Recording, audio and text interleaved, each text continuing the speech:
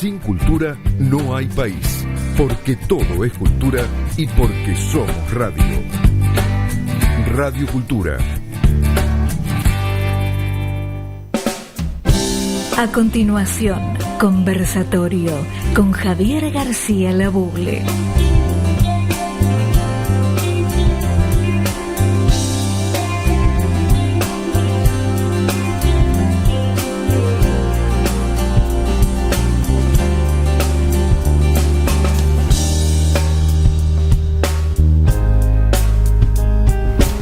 ¿Qué tal, amigos y amigas? Muy buenas tardes, muy bienvenidos una vez más a Conversatorio, un espacio para pensar, reflexionar y tratar de interpretar el mundo en que vivimos y el futuro que está cada vez más cercano. ¿Qué tal, Mario Terzano? ¿Cómo estás? ¿Qué tal, Javier? Mirando el mundo que se acerca rápidamente. Tengo miedo. Qué alegría, Guillermo Willy Sorlandman. ¿Cómo te va, Willy? Bien, muchas gracias, muchos saludos a todos, pero un poco asustado con la ambiciosa propuesta que estás haciendo, entender el mundo. Hoy. Y bueno, pero pensarlo, mirá, yo siempre, mi frase favorita, que no es mía, pero es: ¿dónde está el conocimiento que perdimos con la información y dónde está la sabiduría que perdimos con el conocimiento? Entonces, esa nos propone una escala, información, conocimiento, sabiduría. Y le doy la bienvenida ya a Roberto Azareto. ¿Cómo estás, Roberto? Muy bien. Bienvenido. Buenas tardes a todos. Entonces, yo daría un paso previo todavía a esa escala. A ver. Hablaría de los datos. En el mundo donde los datos son el nuevo oro, pensar en los datos transformados en información, para que se transformen en conocimiento, para que se transforme en sabiduría, quizás sería... No. Pero ¿sabés lo que pasa? Pero esperen, no se pongan ansiosos, que ahora les voy a dar la palabra a ustedes y yo voy a escucharlos atentamente. Hace de árbitro de la palabra. Sí. Sonamos. Porque lo que nos pasa en el fondo es que tenemos también un acceso a información y a datos, como no tuvieron los seres humanos tanta información y tantos datos disponibles. Tenemos más conocimiento. Ahora, la información nos puede abrumar, el conocimiento nos puede llevar a la retórica, digamos. Tenemos que tener este eje. Yo siempre me acuerdo de esa gran lección que me dio un profesor argentino, ¿no? Que decía: busque preguntas relevantes y trate de contestarlas. Ya buscar preguntas relevantes es complicado, responderlas ni hablar, pero estoy con ustedes tres hoy y... Estamos hechos. Estamos hechos. No, lo que quería comentar antes, que hablando de los datos, que decía Willy, el drama del mundo, uno de los dramas que tenemos en la actualidad en las sociedades, sobre todo en las grandes ciudades, es que la gente no mira los datos para opinar. Construye opinión sin mirar los datos e inventa. Por ejemplo, en Estados Unidos, el mundo Trump dice la peor gestión económica de la historia. Los datos de Estados Unidos no dicen eso. No. Claro. Y así sucesivamente. En Argentina ni hablar. Bueno. Entonces, hay una responsabilidad de los medios también que no. Pero uno ve, y ahora que las personas, estos líderes de opinión o formadores de opinión o consultores de opinión, ¿no es cierto?, hablan de que la palabra tiene que estar dirigida a las emociones. Y hay como dos emociones básicas, dicen ellos: el odio o la ira y el miedo. Entonces, y la envidia, agregale. Y la envidia. Pero entonces esa explotación de esas emociones, la explotación política de esas emociones, que nos lleva a lo que hemos hablado otras veces en este programa, a la autocracia, porque la democracia se basa en el respeto al otro, no en el odio o la ira al otro. Los peores resultados humanos los hemos tenido. Así es, el respeto al otro, el respeto al que discrepa, la convivencia civilizada entre opiniones diferentes. Yo otra sintetizo en esa gran frase de de Voltaire: estoy totalmente en desacuerdo con usted, pero estoy dispuesto a dar la vida para que usted pueda expresarse libremente. Qué frase extraordinaria. Qué bar, sí, la había escuchado, pero no era buenísima. Bueno, así que este es un tema. La vez pasada lo estuvimos charlando con vos, con Roberto, fue muy lindo el tema de la autocracia y la democracia y los peligros.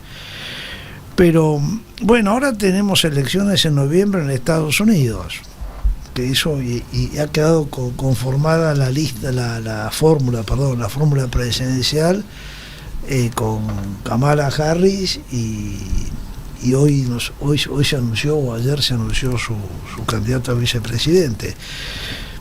Yo honestamente no me atrevo a dar una opinión sobre eso, pero quizá valga la pena tratar de hacer algún comentario al respecto.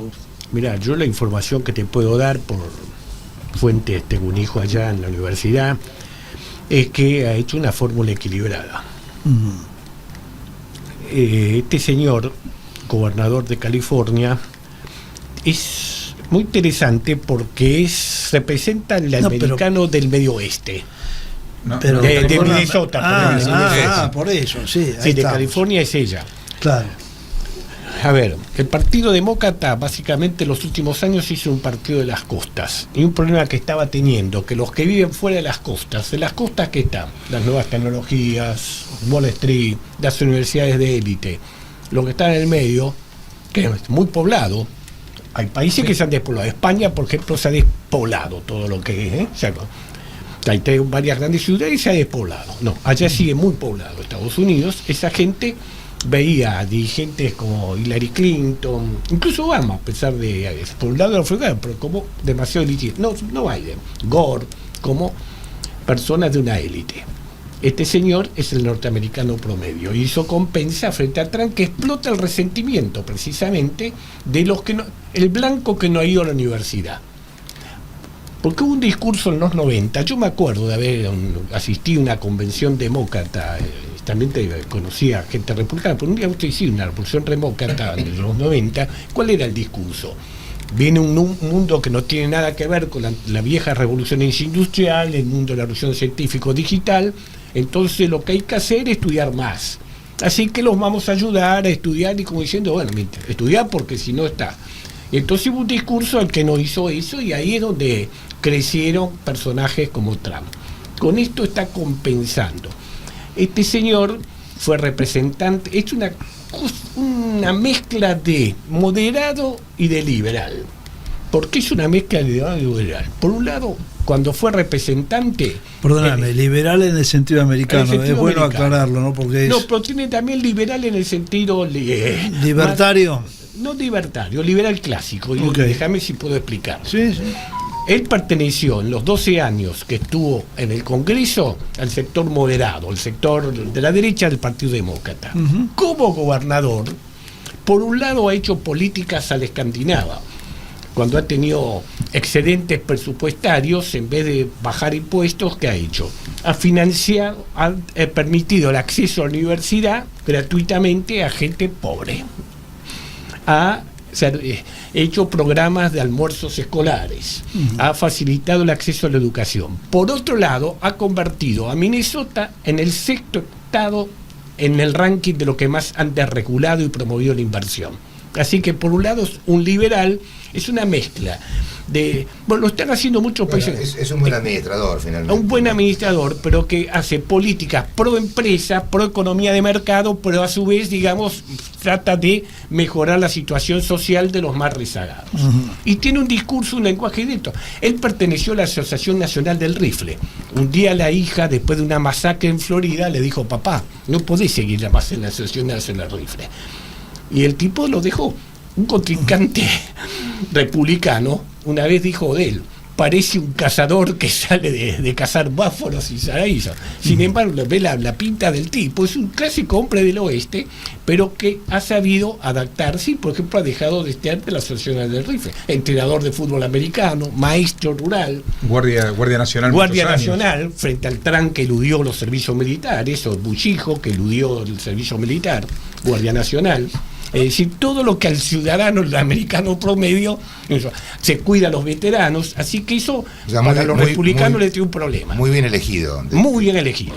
Yo no con esto no digo que vaya a ganar, los errores y aciertos que cada uno, pero digamos que hoy ¿Te ya parece una buena elección? esto de que ya era irreversible el triunfo de Trump Cambió. Cambió y se empatados. nota. cambió, Sí, ya sí, no es sí, sí. irreversible, porque no se olviden que el sistema que tienen allá de colegio electoral, Ah, claro.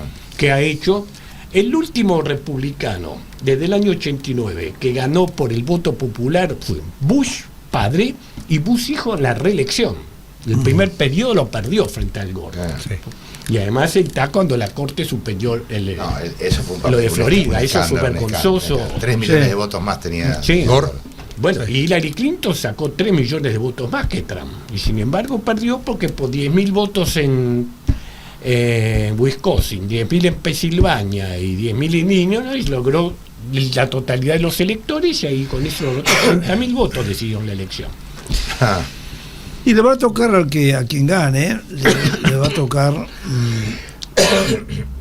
un escenario desafiante desde lo económico, porque si bien como claramente señalaste, Mario, la economía americana se ha recuperado desde después de la crisis del 2000. Vale la pena recordar con la audiencia que el 2020 a Joe Biden le tocó un desafío económico muy importante. Salimos de la pandemia, que fue una etapa muy, muy dificultosa. Y empezó a rebotar la inflación en Estados Unidos. Y bajo su mandato, también que la Reserva Federal es una entidad independiente, pero comenzó un proceso que siempre es muy delicado en los Estados Unidos, en cualquier país del mundo, pero sobre todo en Estados Unidos, que es un país con una economía capitalista muy desarrollado, que es subir las tasas de interés. ¿Por qué? Porque cuando se sube la tasa de interés y el riesgo que se corre, se sube la tasa de interés para que baje la inflación, pero el riesgo que se corre es que se produzca una recesión. La tasa de interés subió del 0,5% al 5% en algo más de un año, y sin embargo Estados Unidos no tuvo recesión. Y a eso hay que agregarle que en el 2021 se sumó el escenario de la guerra de Rusia con Ucrania y después la guerra de Israel. Y todo ese cóctel, ¿no es cierto?, todo ese desafío de una economía que tenía inflación, 2 años después de instalada esa política, la inflación bajó de ese casi récord de casi del 9% a la mitad, está en el 4,5% anual. El desempleo se redujo también y el mercado, después de haber sufrido la bolsa americana una gran caída en el año 2021, se ha recuperado desde entonces hasta alcanzar ahora los niveles récord históricos, los más altos históricos. Claro, ahora en los últimos días, y por eso me pareció oportuno tocar un poco el tema con ustedes, se produjo una corrección importante en el mercado y hay temor, ya empiezan a preguntarse algunos si esto es un cambio de tendencia o es solamente una corrección o el mercado empieza a reaccionar al escenario político de las elecciones. Mi modesta opinión, y como saben que yo sigo los mercados todo el día y trato de leer las opiniones relevantes, ¿no es cierto? La pregunta relevante justamente es esa: ¿esto es una corrección o un cambio de tendencia? Mi más modesta opinión, y asentada en las opiniones relevantes que trato de leer y también los años de experiencia que uno tiene, es que esto es más una corrección, ¿no es cierto?, que un cambio de tendencia. Digo 2 cosas y no aburro más. ¿Por qué? Porque a diferencia de la crisis del 2008, que había una explosión, una burbuja de deuda hipotecaria, en este momento las empresas no están sobreendeudadas. Y a diferencia del 2021, que la tasa de interés pasó de casi 0 al 4%, y le sumamos los conflictos bélicos que recordemos, ¿no es cierto?, el temor que había de una escalada a nivel mundial, etcétera, etcétera. No está presente en este momento ese escenario. Al contrario, la Reserva Federal tiene en sus manos la herramienta para bajar la tasa de interés. Quizás algunos se quejan de que tardó mucho en empezar a bajarlas, pero ahora si las empieza a bajar ahora, hay elementos para...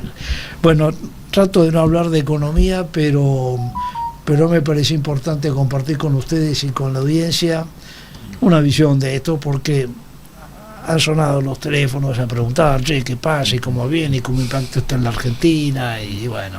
Tenemos acciones para vender. No, sí. Pero digo, porque creo que todos lo conocen. Parece circuló un rumor de que Carlos Malatón había quebrado. Hizo declaraciones diciendo, no, yo siempre soy especialista en terremotos, me he beneficiado. Y lo último, ya que estoy así, cierro, y después hablamos en el próximo bloque de otros temas. Cierro y de paso cierro el bloque. Lo que sí me atrevo a decirle a todas las personas que tengan inversiones, que no se dejen llevar por los movimientos del día a día, que respiren hondo. ¿Por qué? Porque son mercados muy desarrollados y muy apalancados. Sería largo y tedioso explicarlo, pero hay gente que tiene que hacer ventas forzadas, y entonces se exageran las bajas, se exageran las recuperaciones de día a día, y esto hay que mirarlo con mucha calma y poner, como decía una de las grandes economistas, fundadora del pensamiento económico, una cabeza fría al servicio de un corazón ardiente. Pero no los aburro más con esto, pero quería dejar compartir. Y ahora los invito a relajarnos con un momento musical. Y la elección hoy recayó, una historia muy interesante, en Richie Valens.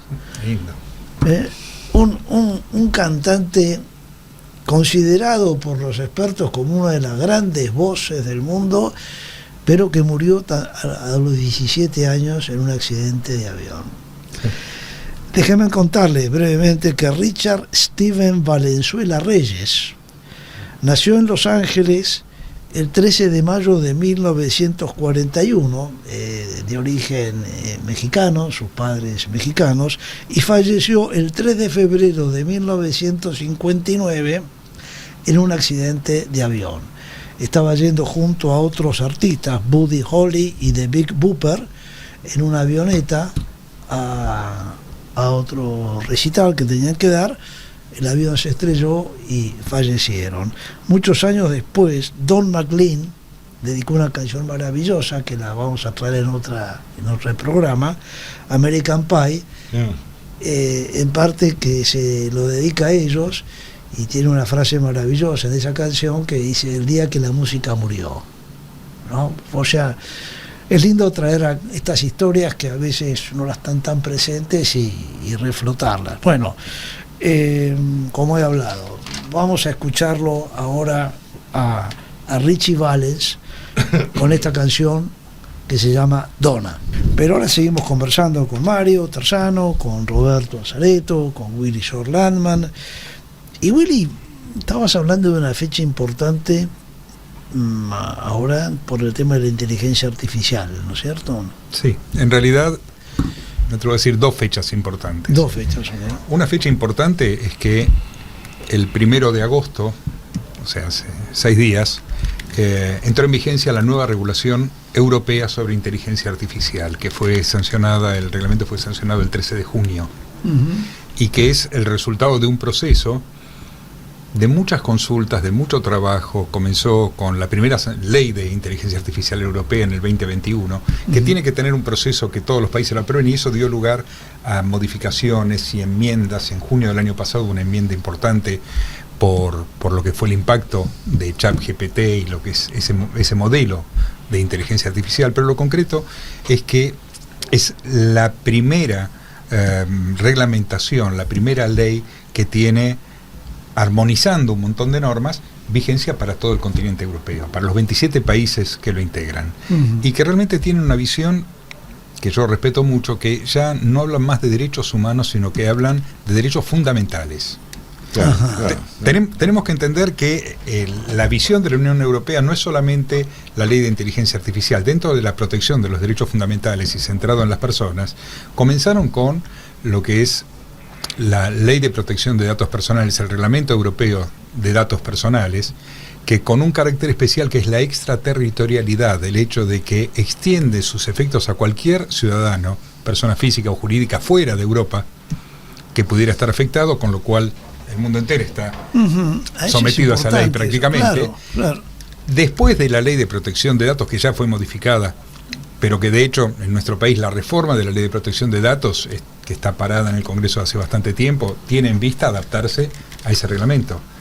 Por otro lado tenemos lo que es la ley de servicios digitales y la ley de mercados digitales, que fue el año pasado, y que en conjunto lo que hacen es poner a las grandes empresas del mundo tecnológico, no digo contra las cuerdas, pero sí en un pie de igualdad con el resto de los mortales.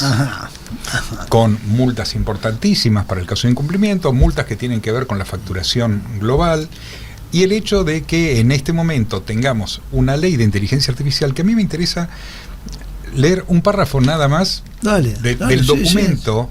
Sí. Del reglamento, y ni siquiera el primero, el segundo párrafo, porque acá tenemos en claro qué es lo que quieren hacer. El presente reglamento debe aplicarse de conformidad con los valores de la Unión consagrados en la Carta, la que facilitará la protección de las personas físicas, las empresas, la democracia, el Estado de Derecho, la protección del medio ambiente, y al mismo tiempo impulsará la innovación y el empleo, y convertirá a la Unión en el líder de adopción de una inteligencia artificial fiable.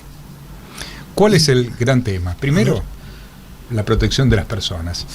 Y en segundo lugar, ¿cómo hacemos para confiar en la inteligencia artificial? Y la única manera de confiar en la inteligencia artificial es que haya reglamentación. Dentro de la Unión Europea han creado un análisis de riesgos, una estructura que permite diferenciar distintas categorías de riesgos a los cuales estamos expuestos, donde tienen primero determinado lo que es un riesgo inaceptable, plataformas de inteligencia artificial que generen mensajes de odio o que manipulen la opinión pública. Bueno, perdón, yo quería señalar eso. Me parece que ellos han trabajado antes de esto con reglamentaciones muy fuertes respecto a la fake news. La Unión Europea está trabajando muy fuerte en eso. Es eso. Con lo cual, esto es un complemento perfecto. Claro, pero además está muy claro lo que es esta pirámide. A ver, tienen muy en claro, como lo acabo de leer recién, que hay que impulsar la innovación, que de ninguna manera hay que demorar lo que significa esta nueva revolución industrial, esta cuarta revolución industrial, pero haciendo que sea fiable, haciendo que los daños o los riesgos que puedan llegar a producir o sean prevenidos o en todo caso que sean sancionados. Lo que no podemos tener es un riesgo o un daño que no tenga responsables. Sabemos que la inteligencia artificial está escrita por personas, por desarrolladores que tienen sesgos y que esos sesgos dan lugar a prejuicios.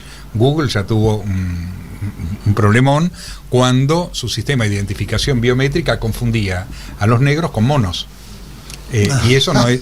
¡Qué horror! Sí, pero eso no es un problema de la computadora, eso es el programación. El programador que tiene un prejuicio, de la misma forma que podemos tener mensajes que generan mensajes de odio, fake news, la manipulación de la opinión pública en definitiva. Entonces hay una primera categoría de esta pirámide que es lo que considera que hay riesgos que son inaceptables y que esos servicios, esas plataformas de inteligencia artificial no se pueden utilizar. Acá estamos hablando no de una ley que tiene que ver con el desarrollo de la inteligencia artificial, sino fundamentalmente con los usos buenos y los usos malos. El segundo lugar tiene que ver con lo que son los riesgos elevados. ¿Y qué son los riesgos elevados? Todo lo que tenga que ver con servicios públicos, todo lo que tenga que ver con salud, todo lo que tenga que ver con educación. Tengamos en cuenta que si hoy tenemos una plataforma de inteligencia artificial manejando nuestro servicio de energía eléctrica o los servicios financieros o la salud, hay un principio que está propuesto también antes de la ley por las recomendaciones de la UNESCO, a las recomendaciones éticas de la UNESCO para la inteligencia artificial, que es un documento muy bien escrito, y hay un principio que lo que dice es: toda decisión que no pueda ser revocada tiene que ser tomada por una persona, no puede ser tomada por una máquina. Sea desde el rechazo de un empleo hasta el rechazo de un crédito, hasta una sentencia judicial. En el caso de Argentina, hasta está escrito que la inteligencia artificial en el ámbito de la salud siempre tiene que estar la definición tomada por personas. Perdóname, una pregunta. Sí. ¿Cómo están para... Bueno, acabas de explicar cómo está parado Europa con esto. ¿Qué pasa en Estados Unidos? ¿Y cómo, Estados Unidos es un caso donde, a diferencia de Europa, donde estuvieron trabajando en el Parlamento, donde logran esta reglamentación después de muchos años de trabajo y de pelea bastante fuerte, en Estados Unidos la visión era que el sector privado tenía que autorregularse. Eso no ocurre nunca. Y en esos términos... Perdón, hubo un juez ahora que declaró monopolio a Google. A Google, sí. claro. Sí. Pero lo declaró monopolio en algo muy, muy concreto, y es que Google desde hace muchos años tiene un acuerdo con los teléfonos móviles, con las empresas de teléfonos móviles, para que el software incorporado en los teléfonos móviles sea Google, y paga muchísimo dinero. Decía que Apple cobró el año pasado cerca de $19 mil millones Wow. por el hecho de tener eso incorporado, siempre con la libertad de que el cliente que lo compra puede cambiarlo, pero en general no ocurre. Sí. Bueno, hubo un juez que lo que dijo: eso es una competencia desleal y un abuso de posición dominante frente a otros buscadores más chicos. Pero volviendo... Filosofía. Filosofía. La filosofía era que se iban a autorregular. En eso se armó la pelea de Elon Musk con ChatGPT, donde él quería comprarla, no se la vendieron, y sale con la carta de 1000 científicos y técnicos diciendo: por 6 meses no hagan nada. Y el por 6 meses no hagan nada, mi visión era: mientras yo hago mi propia empresa. No era por Denme los tiempo. riesgos. Pero el 30 de octubre pasado, el presidente Biden tomó una buena decisión con una orden ejecutiva donde puso a todas las oficinas del gobierno federal a trabajar en lo que es la regulación de la inteligencia artificial, sobre todo para proteger a las personas, para cuidar lo que son los derechos fundamentales, y fue quizá el primer paso de empezar a ordenar una reglamentación en los Estados Unidos. A los pocos días, creo que fue el 2 de noviembre, en Reino Unido se arma una gran reunión, Reino Unido ya con la Unión Europea como invitado, China como invitados, Kamala Harris fue a esa reunión, también en la misma dirección. En esa época también se estaba diciendo que África estaba trabajando en una estrategia. El mercado este que está creciendo enormemente necesita una regulación homogénea. Es que no solo... Porque si no vas a tener el viejo tema. ¿Se acuerdan cuando las máquinas no eran compatibles? Que vos usabas Windows y no te digo, claro. Pero yo te digo que hay una herramienta. Mira, hubo algo muy interesante en la UNESCO. Durante 2 años estuvieron trabajando hasta noviembre del 2021 en lo que son las recomendaciones éticas para el uso de la inteligencia artificial. Recomendaciones que tienen mucho que ver con lo que estamos hablando ahora en cuanto a un sistema de riesgos y un sistema de principios y un sistema... Sí, creo que incluso las comentamos un día. Una vez las comentábamos, lo que significa conocer el ciclo de vida, conocer quiénes son los actores, de manera que si hay un daño siempre haya un responsable, persona física o persona jurídica. Y lo interesante es que la Asamblea General de la UNESCO de noviembre de 2021, estas recomendaciones fueron aprobadas por unanimidad por los 193 países miembros. No es muy común encontrar una unanimidad. ¿Y por qué? Porque lo que se busca, o lo que se buscó en ese momento, es que sean un fundamento ético para dar lugar a que cada país dicte su propia reglamentación específica, pero tomando algunos principios y algunos valores comunes. Claro. Que es lo lógico, considerando que estamos hablando de servicios globales. Pero lo que decía es, la Unión Africana, en julio pasado, también aprobó una estrategia de inteligencia artificial para el continente. ¿Por qué? Porque lo que dicen es, tienen como objeto acelerar la transformación digital, aprovechamiento de nuevas tecnologías, garantizar el uso ético y minimizando riesgos, y proporcionan orientación a los países africanos para que preserven su identidad, los idiomas y las culturas, y crear un sistema inclusivo. África. La Unión Africana es el continente en el que más ha crecido porcentualmente las comunicaciones. Sí. ¿Ah, sí? Es el continente en el que se venden más celulares. Entonces no hacen instalación de líneas fijas. Sí, claro. Bueno, también en los bancos crecieron enormemente con los bancos virtuales sin necesidad de abrir sucursales. Lo que decía es, la Unión enfatiza la necesidad de regulación para prevenir el mal uso de la inteligencia artificial y las tecnologías digitales.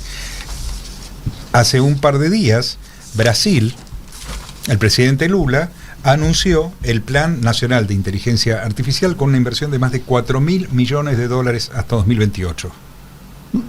donde la idea es tener aplicaciones en idioma portugués. Pero esa inversión, ¿quién la va a hacer? Brasil. No, sí, pero ¿el Estado brasileño o no se sabe? Es el 1% de las reservas de Brasil.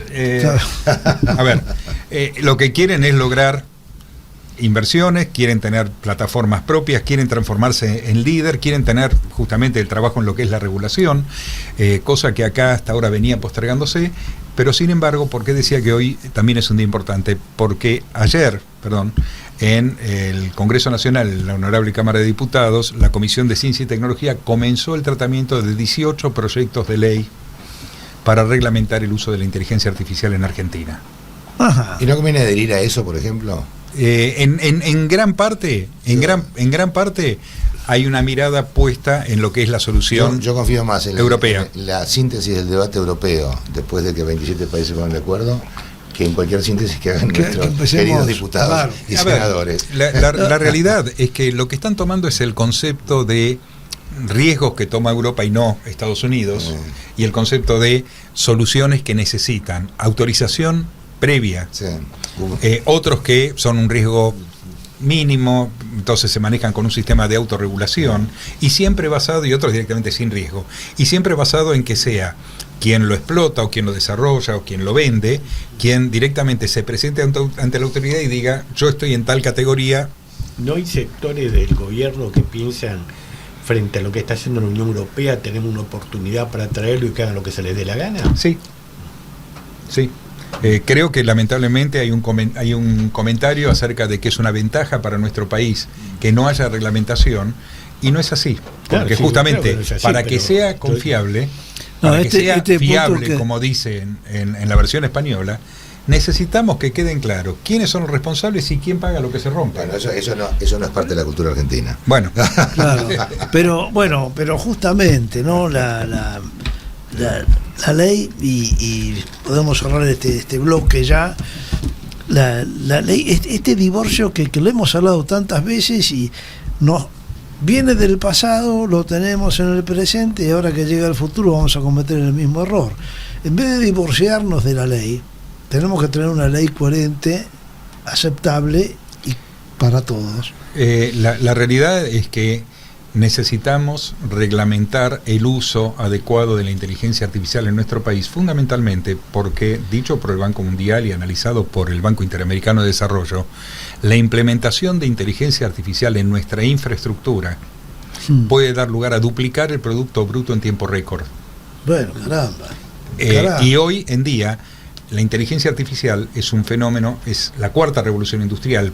Tiene el mismo valor de que tuvo Internet cuando nació, o la máquina de vapor o el libro, porque es una innovación tecnológica que impacta en todas las áreas de nuestras vidas, en la cultura, en el entretenimiento, en el trabajo. Pero me refería por el comentario que hizo Roberto. Pero impresionante. Vos sabés que, perdón, ayer me hizo gracia porque compraron en casa una balanza. Sí. Y dije, qué bueno, una balanza. Me paro arriba, me peso. Pero la balanza trae 8 millones de funciones, además, que te separan de tu peso, cuánto es muscular, cuánto es grasa, si tenés según tu altura, si estás en el... Podés empezar a jugar, ahora para eso tenés que bajar una app. Sí. Y en la app empezás a cargar cosas. Ha cambiado todo. Podemos ir usando la balanza para pesarnos y nada más, pero nos perdemos una riqueza increíble. Y esto recién empieza. Esto recién empieza. Vos sabés que hace muchos años... Así arrancamos de vuelta con el comentario que quieras hacer, pero nos relajamos un poco de la mano de Richie Valens. Estás escuchando Conversatorio.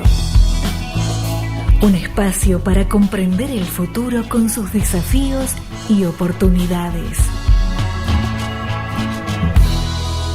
Qué voz, qué increíble. Estuvo en el Salón de la Fama, y vuelvo a decir, ¿no? Apenas con 17 años en el Salón de la Fama del Rock and Roll. Y reitero, ¿no? Es muy emocionante escucharlo, y fue pero bueno, ya después nos deleitaremos con otra canción de él, y de este bloque que siempre tratamos de hablar del futuro. casi me atrevo a preguntar cuál es el futuro nuestro, el de los humanos, ¿no? Porque, qué interesante. Por ejemplo, ahora yo les cuento una experiencia. A ver, para que mi hijo que vive en Estados Unidos me estuvo dando unas clases de tecnología y yo aproveché a ver, voy a ver quién tiene una opinión mejor de lo que está pasando en el mercado financiero. Los humanos, o le voy a preguntar a ChatGPT, a ChatGPT. Entonces, con la ayuda de él, le preguntaba. Interesante. No, increíble. Lo que primero me llamó la atención es la velocidad. Terminé de hacerle la pregunta. Hay que hacerle bien la pregunta, en eso estuve... como toda la vida. Claro, claro, no le podés decir, che, ¿qué está pasando en el mercado? Sino tenés que puntualizar un poco. Eso hoy es una especialidad que se llama prompter, mirá que vos. ya es buscada en el mercado, la gente que sabe cómo preguntar. Bueno, impresionante. La respuesta, primero, en la velocidad que da la respuesta. Quizás yo no hice bien, no fue una pregunta, quizás no me dio una respuesta interpretativa, sino que es como una síntesis informativa. Y yo le dije, bueno, ¿y cuáles son los instrumentos, los activos que mejor representan? Bueno, y ahí entonces... Empezaste a afinar. Empecé a afinar un poco. Falta trabajo, lo que me he dado cuenta, dos cositas nomás, ¿no? Es impresionante la velocidad con la que responde, y después le cambié de tema, pero dije, a ver, porque estoy leyendo un libro sobre Mamantula. Entonces le pregunté, ¿sabes algo de Mamantula? Porque por ahí no sabés algo. Me empezó a tirar de Mamantula un montón de cosas. DNI, domicilio, todo. No te pregunto más nada, pero me empecé a asustar un poco. Pero digamos, lo que vi son dos cosas. Y qué suerte que ahora que es esto, Willy, que después me quedé charlando con mi hijo un buen rato, porque él es arquitecto, está en otro mundo, pero la usa también. Es impresionante cómo usa. Pero claro, lo que decías vos, Willy, hace falta, el instrumento está ahí, pero no es un mago, uno tiene que saber hacerle las preguntas y guiarla. Digo, un arquitecto, por ejemplo, el caso del arquitecto, está perfecto, sí. Buenísimo. El tipo diseña una casa lindísima, pero le dio malas indicaciones de qué tipo de suelo hay. Pone cara distinta, se hundió la casa. ¿Quién es el responsable? ¿La máquina? Bueno, no, pero por ejemplo, pero perdóname. Claro, muy bien. Pero fíjate qué interesante, ojo, hay que tener cuidado con lo que decía Willy, los datos. Él me mostró que, por ejemplo, él hizo un currículum, le pidió que le hiciera un currículum y le tiró los datos y me mostró el currículum, lo que le hice. Yo le dije, ya te contrato, le digo, es impresionante. Me dice, sí, pero hay que tener cuidado, porque estos datos son falsos. Es lo que te iba a decir. Hay que tener cuidado. Depende cómo preguntes, en la necesidad de responder, inducís una respuesta. Miente. Claro. Entonces, ocurrió en los Estados Unidos el año pasado, que un estudio importante presentó una demanda por un accidente menor. Un ciudadano salvadoreño que iba de El Salvador a Nueva York, pasó la azafata en el avión y le golpeó la rodilla con el carrito, entonces metió una demanda. Y resulta que cuando el juez ve la demanda, lo llaman al abogado que la había firmado y vienen los abogados de la otra parte, y le dicen, mire, usted acá está citando el leading case, Sultano con Mengano en tal lugar, el otro leading case importantísimo, este otro, y estos juicios no existen. Interesante. Y este abogado tuvo que reconocer que la demanda le escribió un junior del estudio y que confesó que la había escrito con ChatGPT porque no tenía tiempo y que él le pidió que ponga casos y como no había casos puso lo que tenía. No sé cómo habrá terminado el tema porque obviamente el juez dijo, bueno, vamos a evaluar qué sanción le hacemos a un abogado por estar mintiendo en su demanda. Yo creo que el problema acá no pasa por la mentira, pasa por que nosotros tenemos que entender. Hay un principio, hay un principio que se llama supervisión humana. Y todos los sistemas de inteligencia artificial requieren la supervisión humana, ya sea para ver que fueron aprobados en condiciones normales y que déjame recordar una vieja frase que Cuando yo estaba en el mundo de los seguros, el gerente de sistemas, empezaban recién los sistemas más sofisticados de administración en el mundo asegurador, que viste que es es complejo. Y entonces el tipo, cada reunión insistía con el tema, muchachos, baggage in, baggage out. Le pones porquería, sale porquería. Entonces es el mismo tema, no es el mismo concepto. Claro. En este momento hay un análisis que se está haciendo en el mundo que es el siguiente. Todos los sistemas de inteligencia artificial, una de sus características más importantes es la capacidad de autoaprendizaje, la capacidad de ir formándose, la capacidad de ir tomando información. Que también está en el programa original. Por supuesto, pero que va creciendo. ¿Qué es lo que ocurre? En este momento muchos sistemas se están entrenando con los datos que el mismo sistema va produciendo y que en muchos casos son equivocados. Entonces, en la medida que no se preste atención en eso, vamos a tener una inteligencia artificial que nos va a dar datos erróneos. Muy importante. Justamente una de las cuestiones que Biden puso de manifiesto en esta orden ejecutiva del 30 de octubre es que en los casos donde un trabajo está hecho por inteligencia artificial, tiene que haber un cartel que diga esto está hecho por inteligencia artificial. De la misma forma que, como teníamos acá en Argentina, campaña electoral, el intendente de varios municipios de provincia de Buenos Aires llamando a las casas, y que en realidad no era el intendente, era un sistema de inteligencia artificial, y la señora pensando, me llamó el intendente. En esos casos hay que decir. Ya los descubrieron. Existe. Yo doy clases en la Universidad de Valencia y hemos tenido una gran discusión en el máster de bioética sobre si los alumnos pueden presentar el trabajo final de máster hecho por un sistema de inteligencia artificial y buscando a ver de qué manera descubrirlos. Y yo le decía, a mí no me preocupaba tanto que hayan hecho el primer armado, pero obviamente lo tienen que transformar en un trabajo definitivo y después lo tienen que defender frente a un tribunal examinador. Y si no lo escribieron o no lo corrigieron, no lo van a poder defender. Ahí el problema es que si el tribunal no lo leyó y no trabajó, vuelve a cometer el error de la inteligencia artificial. Bueno. Y esto es también bastante común. Bueno. Pero sí, el tema de los errores es algo es muy importante. Normal. Bueno, pero es... Pero imagínate eso en un pilotaje de un avión. Claro. Sí. Te pones de gorro una montaña. Sí, totalmente. Sí. Totalmente, claro. Un error de pronóstico de clima o no sé, lo que fuera. De todas maneras, si vos hoy a la tarde, cuando salimos de acá, le decís a ChatGPT, quiero escribir un libro sobre propiedad intelectual en América Latina. Sí. ¿Cómo sería el índice? Y en un momento vas a tener el índice completo de todos los temas que tenés que tocar en cada uno de los capítulos. Y si le pedís el primer capítulo, también te lo va a escribir. Increíble. Pero vos sabés que otra cosa, porque me quedé fascinado, me quedé como pulgarcito descubriendo de vuelta el mundo, ¿no?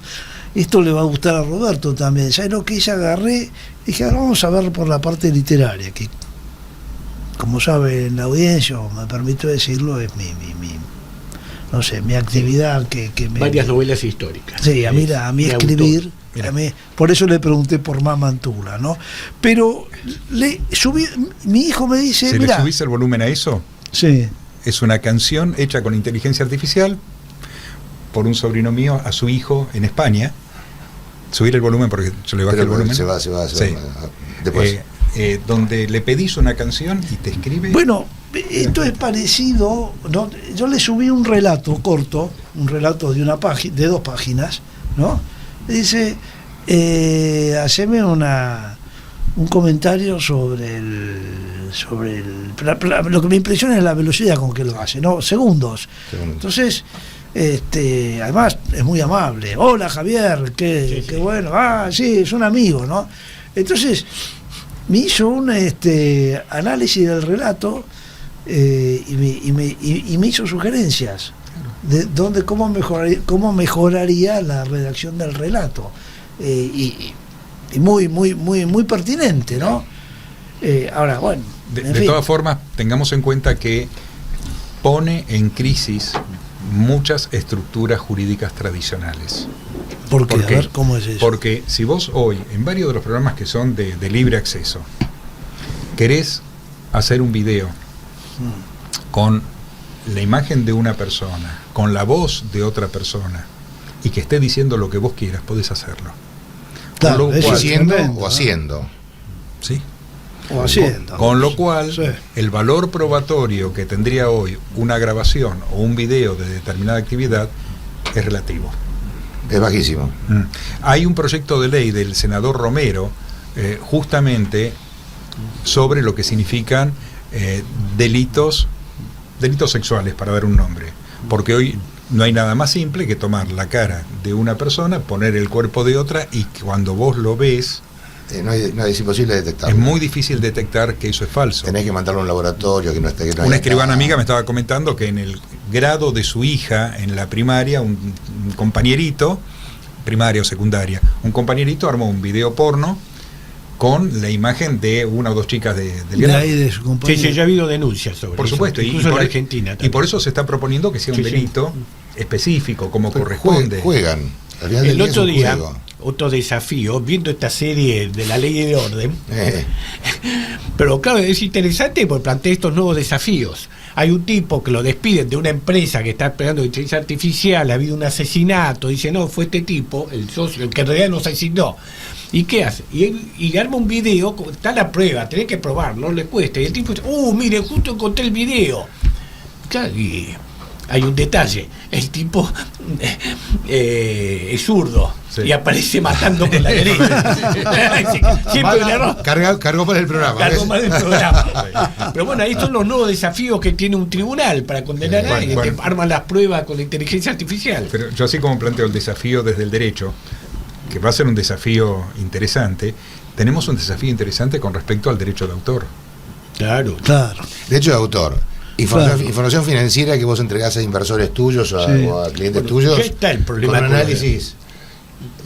En la página 42, ¿viste? A ver, ¿por qué sí, volvieron no, los ese- grandes cantantes a hacer recitales?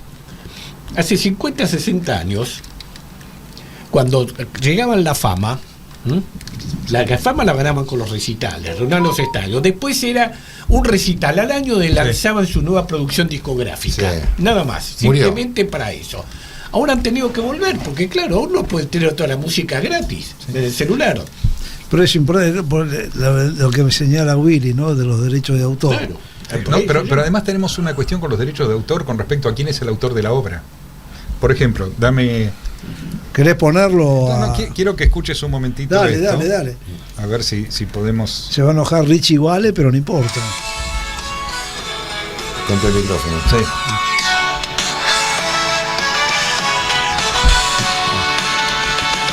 Con el pescado se va a la mar, con su bote y su sombrero listo para navegar. Cada Genial. mañana al Increíble. amanecer, su aventura en el mar va a emprender. Mi sobrino Jordi, que tiene 5 años, Jordi Pescador. Hay muchos kilos de pescado, Jordi el pescador. Bueno, el padre lo único que hizo, paremos acá. El padre lo único que hizo fue decirle: quiero una canción y un dibujo, que es el que estamos viendo acá, porque él sueña con ser pescador, vive en las Canarias, al lado del mar. Bueno, Yo quiero ese laburo. claro, ahora, volvamos a lo mismo. ¿Quién es el autor de esta obra si esta obra llega a trascender y... Claro. Bueno, Claro. yo apuntaría, empezaría a tratar de construir la idea de que el autor es el que le dio instrucciones a la computadora Yo para también. el sistema. Yo Sí. también. Hay un fallo en Francia el año pasado, Al final del día es como un pincel esto, es una herramienta. un fallo muy famoso donde un artista que hace instalaciones rarísimas se encontró con el juicio del obrero que armó la instalación Sí. con sus instrucciones, pretendiendo el obrero tener la autoría de la obra porque dijo, lo hice yo.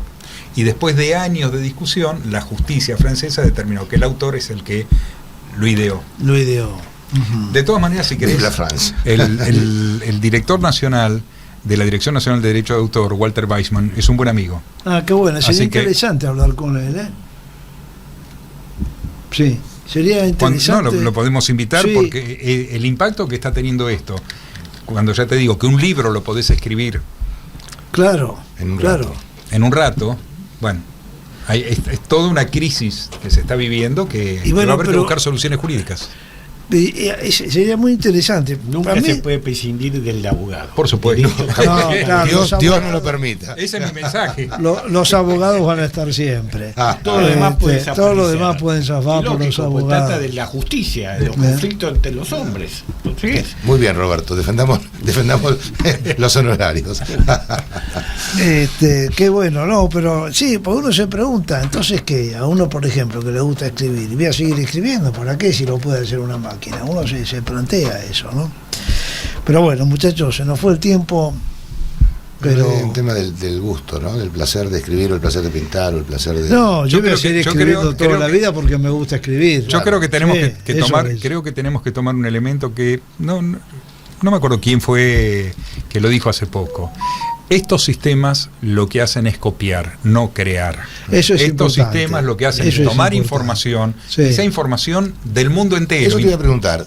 ¿Trabajan sobre bases de datos del mundo entero? Sí, O sea, todo aquello a lo que tienen acceso lo recogen en segundos y te lo ponen a... Sí. Ok. No, vale la pena hacer la experiencia. pensá vale que hay la 100 pena. millones de clientes o usuarios de ChatGPT hubo a los 30 días de salir al mercado. Claro. Entonces, Sí, no, la no. cantidad de información, por eso es que solamente te podían dar información hasta el año 2022. Ahora ya no. Ahora entiendo que no, y menos todavía con los que están pagos. Aparte ya hay competencia, pero lo que hace es copiar. La creatividad para mí sigue siendo un factor humano. Del humano. Y así seguirá. Como la voz de Richie Valens, con la cual cerramos hoy este programa magnífico, esta agradable, instructiva y grata conversación como siempre. Espero que ustedes también la hayan disfrutado. Y la canción con la cual cerramos se llama